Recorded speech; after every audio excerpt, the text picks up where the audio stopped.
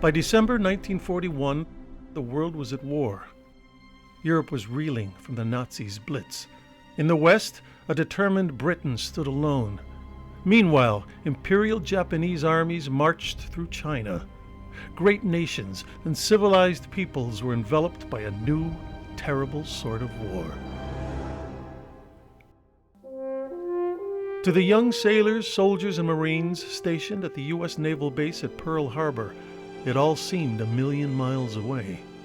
Despite rising tensions with Japan, the small Hawaiian outpost remained a peaceful paradise. The first Saturday of the month, freshly paid sailors with cash to spend hit the shore for a night on the town.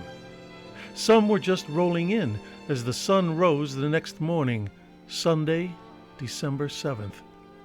Aboard the USS Nevada, the band played Morning Colors as the Stars and Stripes was raised, and a giant wave of planes appeared off in the distance.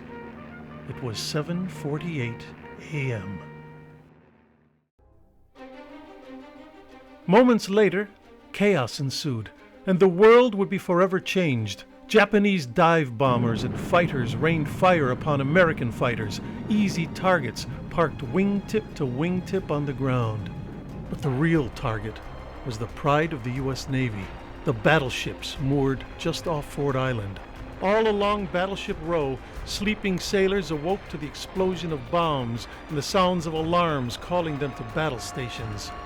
At headquarters, a desperate message was sent to all ships in the area. Air raid Pearl Harbor. This is no drill. Immediately, the USS Oklahoma was hit by 3 torpedoes and began to capsize. The California was hit by 2 bombs and torpedoes, while the captain of the USS West Virginia was mortally wounded by a bomb that hit the nearby Tennessee. At 8:06 a.m., a bomb crashed through the forward deck of the USS Arizona, setting off more than 1 million pounds of gunpowder and igniting a massive fireball. Nearly 1,200 men aboard the Arizona would be killed in the blast. Yet amid the shock and destruction, the Americans rallied and heroes began to emerge.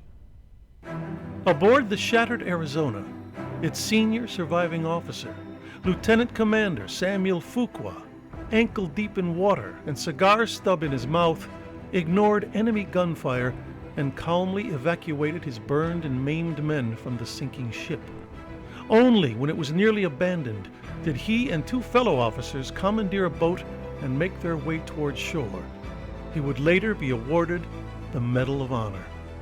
Aboard the West Virginia, a young cook and laundry attendant named Dory Miller leapt into action, carrying his mortally wounded captain to safety. Though he had no training, he took charge of a .50 caliber machine gun and blasted the attacking planes, actions for which he would receive the Navy Cross.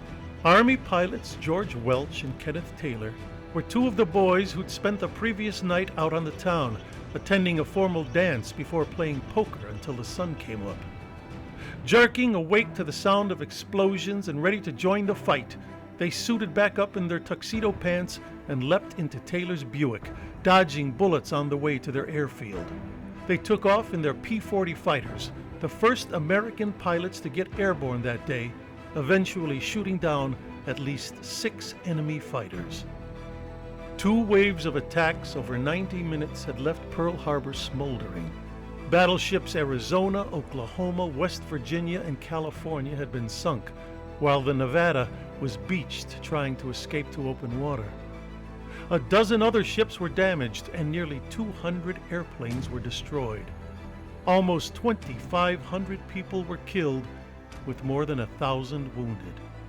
Yet the destruction was not total.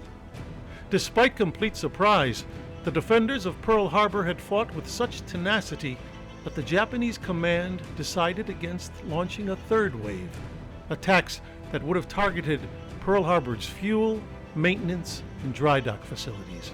Their survival would enable the fleet to recover far more quickly, which would have a major impact 6 months later at the epic Battle of Midway and the turning of the tide in the Pacific War. The attack on Pearl Harbor plunged the United States into World War II. Its inspired defense rallied the nation to fight on. At Normandy, where the USS Nevada rejoined the fight, battering German defenses along the shore. At the Philippines, where the USS California, raised from the bottom of Pearl Harbor, helped clear the way for General MacArthur's return. And in Tokyo Bay, where the raised West Virginia arrived for the final surrender ceremonies nearly 4 years after that day of infamy, the culminating moment for the generation who would become known as America's greatest.